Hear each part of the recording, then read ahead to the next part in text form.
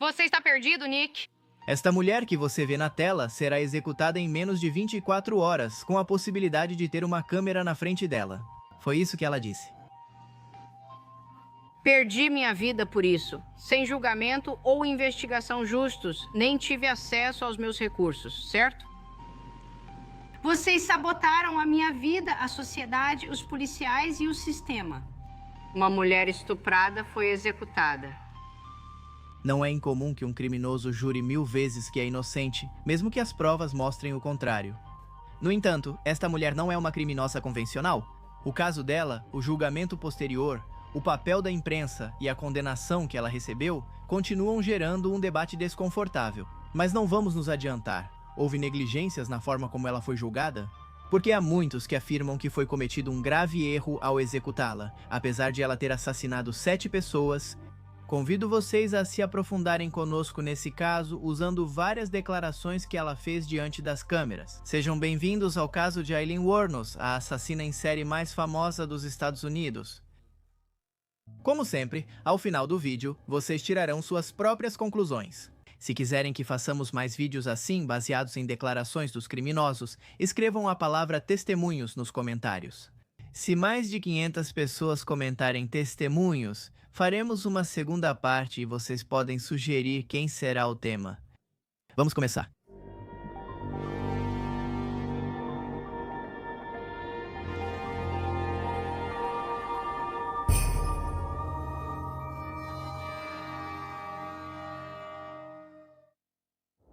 Aileen Carol Pittman nasceu em 29 de fevereiro de 1956 em Rochester, Michigan. Era um ano bissexto, e o destino parecia marcá-la como alguém fora do calendário, fora dos limites.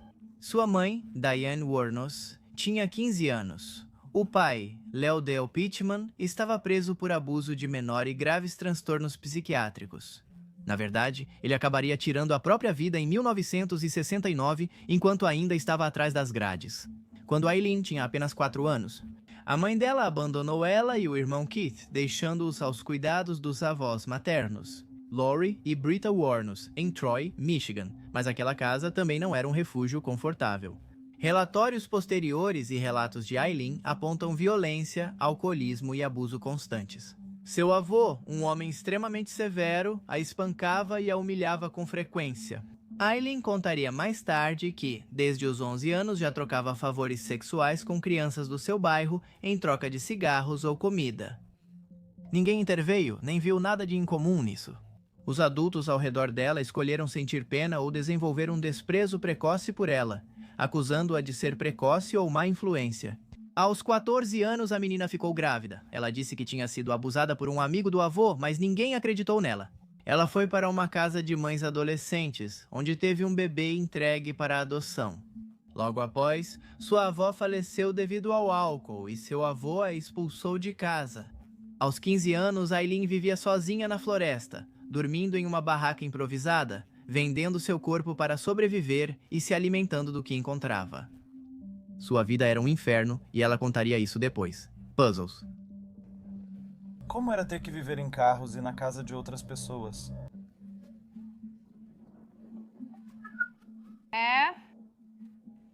Quero dizer, sabe, dormir na neve, dormir em clima de neve, em um veículo em cima de blocos de concreto. Na casa do Rich, dormindo sem cobertor. Acho que eu tinha só um cobertor e um travesseiro. Está congelando lá fora, então pensei, preciso ir para a Flórida ou algo assim agora.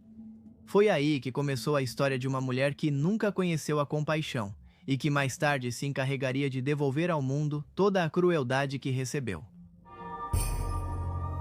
Por afinar cietas pessimistas, ela se atrou o irmão e por.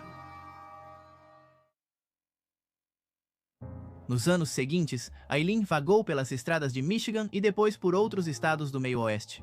Vivia como podia, dormia em carros abandonados, roubava comida, bebia em bares até ser expulsa e se prostituía para sustentar aqueles vícios que havia desenvolvido. Em 1974, foi presa pela primeira vez por dirigir embriagada e disparar uma arma de um veículo. Esse foi o primeiro registro oficial do que se tornaria uma longa lista de antecedentes criminais. Em 1976, ela se casou com Louis Gratzfeld, empresário de 69 anos de uma família rica da Flórida. O homem se encantou por sua juventude e caráter forte, vendo-a como ousada e convicta, mas o casamento durou só 9 semanas. Um dia, ela se cansou de ele controlar suas saídas e lhe deu uma surra. Ele a acusou de agressão e anulou o casamento. Aileen não lamentou essa perda, também não se lamentou muito. Quando naquele ano seu irmão morreu de câncer, ela apenas recebeu um pequeno seguro de vida e gastou quase imediatamente. Desde então, seu futuro só piorou. Ela foi presa por roubo, por fraude, por perturbação da ordem pública e passou breves períodos na cadeia. Ela não tinha residência fixa, dormia em motéis ou diretamente em bancos ou postos de gasolina ao longo das estradas. Ela não via nada animador no futuro. Até que, em 1986, conheceu Tyria Moore, uma mulher que trabalhava como faxineira em um hotel. Foi o encontro mais importante da vida dela. Segundo ela, sentiu que estava se apaixonando pela primeira vez após anos se sentindo menosprezada e usada. Ela via em alguém uma pessoa para quem podia dedicar um pouco de carinho?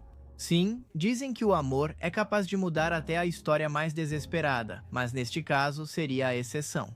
E as coisas também não acabariam bem assim. A traição voltaria a acontecer, como Aileen deixaria claro em outra entrevista. Lee, parece que você foi traída por todo mundo. É isso, eu fui. Por isso não me importo se for executada e deixar este planeta. O amor.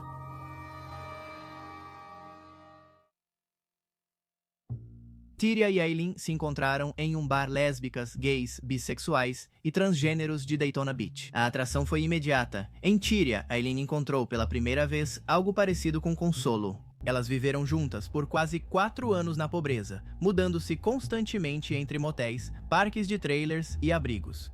Aileen se prostituía nas estradas da Flórida. Para sustentar as duas, Tyria trabalhava esporadicamente, mas dependia quase totalmente do dinheiro que Aileen conseguia. O relacionamento era intenso, codependente e violento. Amavam-se e feriam-se com igual força. As testemunhas que as conheceram lembram de cenas de brigas, ciúmes e reconciliações, mas também de momentos de ternura. Nesse amor contraditório se misturavam necessidade e desespero. Aileen faria qualquer coisa para não perdê-la. Eram duas pessoas quebradas que por momentos conseguiam encaixar aquelas arestas danificadas que outros haviam desprezado. Bean. Mas também por causa dos vícios e de uma saúde mental em claro declínio. Viviam micro-infernos que atravessavam com ferocidade e sem um rumo certo. Qualquer um diria que estavam destinadas a terminar mal, e não estaria errado. A traição.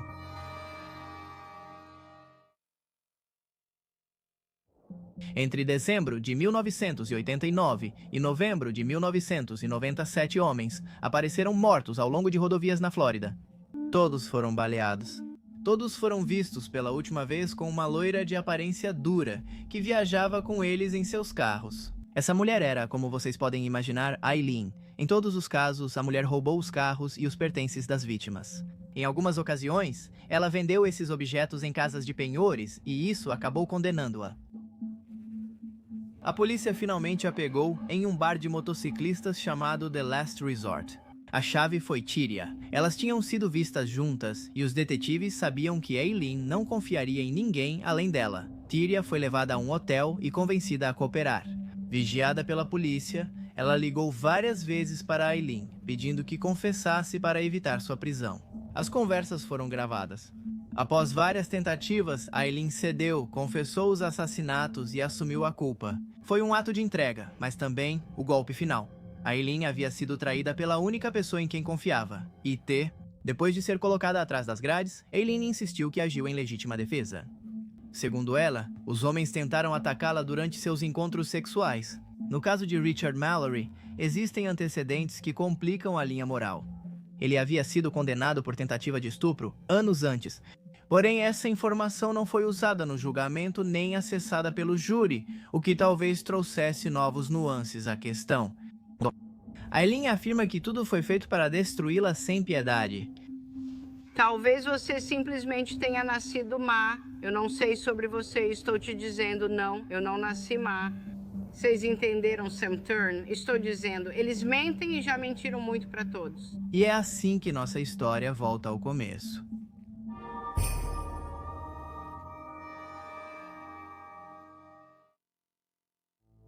Desde o começo, o julgamento em janeiro de 1992 foi mais que um procedimento legal, tornando-se um ritual midiático e representação pública do castigo. A promotoria a descreveu como uma caçadora, uma mulher que atraía suas vítimas com promessas sexuais para depois matá-las e roubá-las. A defesa tentou retratá-la como sobrevivente de abusos que atirou por medo e desespero, mas o contexto a condenava. Ela não era só uma assassina confessa. Em um país onde homens morrem, assassina. O simples fato de uma mulher cometer crimes com violência armada alterou o imaginário coletivo e despertou um fascínio difícil de descrever. Além disso, o julgamento de Wuornos marcou um dos primeiros grandes casos criminais cobertos em tempo real pela mídia americana.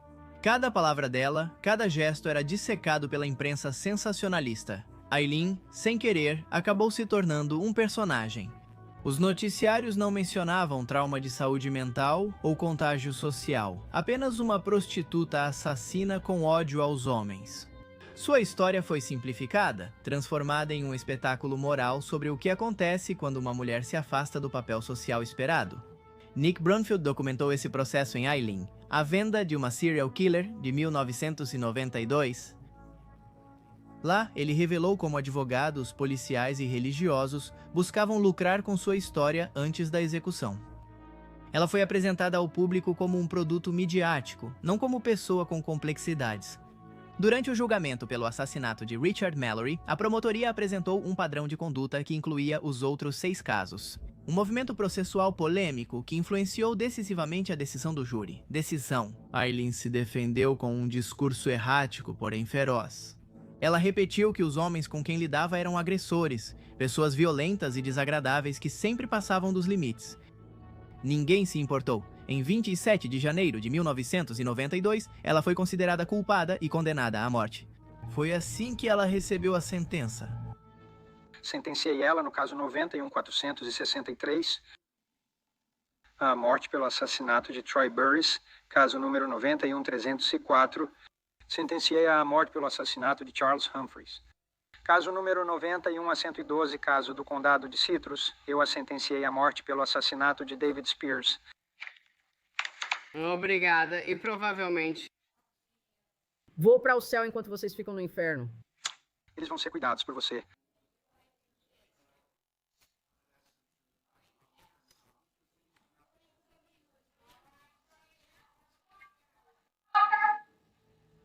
Toda a atenção recebida contribuiu para transformar Aileen em um mito.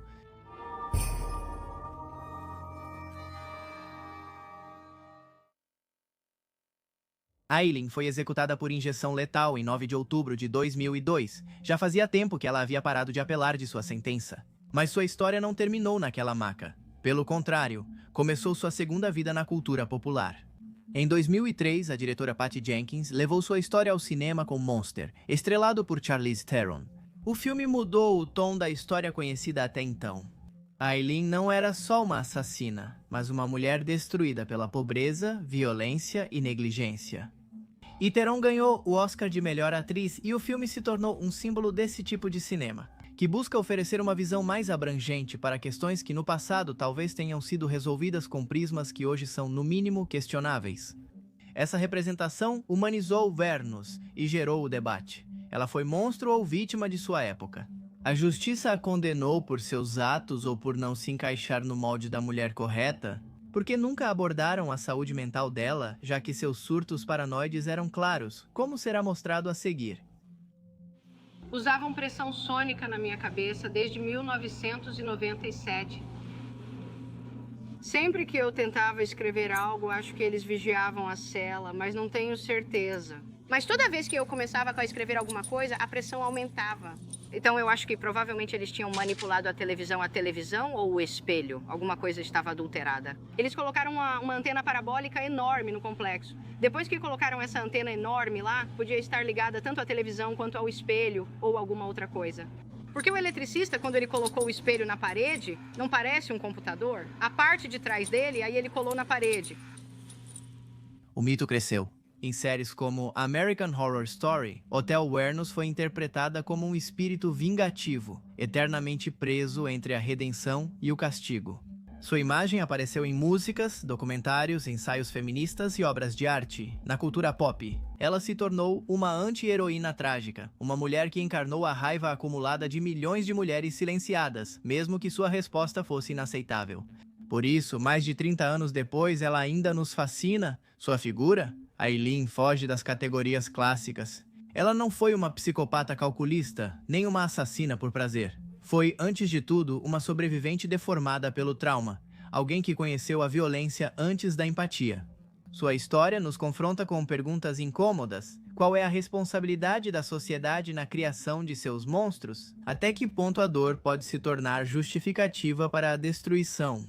E por outro lado, e se alguma de suas acusações fosse verdadeira? Vamos ver o que ele repetiu até cansar sobre a atuação policial? O que mais pode ser dito sobre policiais? O que mais você quer dizer sobre os policiais? Muita coisa. Você sabia que eles estavam me vigiando antes de eu matar? E então eu soube disso. E que isso foi encoberto? Você sabia que havia helicópteros descendo do céu? Vice-xerife. Com iscas me pegando 4 ou 5 meses antes da minha prisão, isso foi encoberto. Mas mesmo assim... Ninguém nunca me fez essas perguntas. Ah, se os policiais estão me seguindo ou não. Aileen. Digamos que os policiais estavam te seguindo e fizeram tudo o que você está dizendo. Mesmo assim, você matou 7 homens. Sim, claro.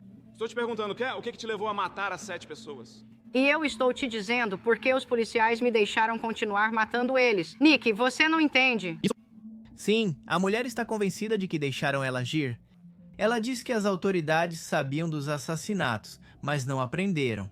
Talvez por diversão, talvez para ver até onde ela iria, talvez, como ela afirma, para que ela limpasse a sociedade desses homens violentos que a polícia, de outra forma, não conseguia prender. Para Aileen, ela foi produto e resposta ao mundo que a rejeitou, e nisso está seu fascínio. Vemos Wernos não só por suas ações, mas porque nela percebemos os limites do sofrimento humano. O caso de Aileen nos obceca porque, além do horror, traz uma verdade universal. Quando amor, dignidade e proteção são negados sistematicamente, resta apenas o vazio. E nesse vazio, a violência encontra espaço para florescer. A tragédia de Aileen continua falando sobre o fracasso coletivo de uma sociedade que a condenou quando já era tarde demais. Na memória cultural, não é apenas um nome. É um lembrete inquietante do que pode acontecer quando alguém aprende a sobreviver sem esperança. No início do vídeo, ela estava brava e gritou. Quando a entrevista com Aileen, feita um dia antes da execução, começou, ela estava tranquila. Na verdade, o entrevistador começou perguntando como ela se sentia, sabendo que em 24 horas estaria morta. Suas palavras foram concisas e não houve hesitação. Ela se sentia entregue ao que tivesse que acontecer. Finalmente, ela havia aceitado seu destino. Sabe, só queria saber como você vai estar amanhã às 9h30. Está preparado? Estou preparada, estou bem com isso.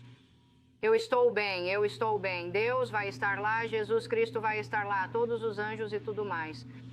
E você sabe, seja lá o que for, o que estiver além, eu acho que vai ser mais como Jornada nas Estrelas. Me imagino em uma nave espacial seguindo em frente para recolonizar outro planeta ou o que estiver além. Eu sei que vai ser bom porque eu não fiz nada tão errado quanto disseram. Eu fiz a coisa certa. Salvei muita gente de ser machucada, estuprada ou morta.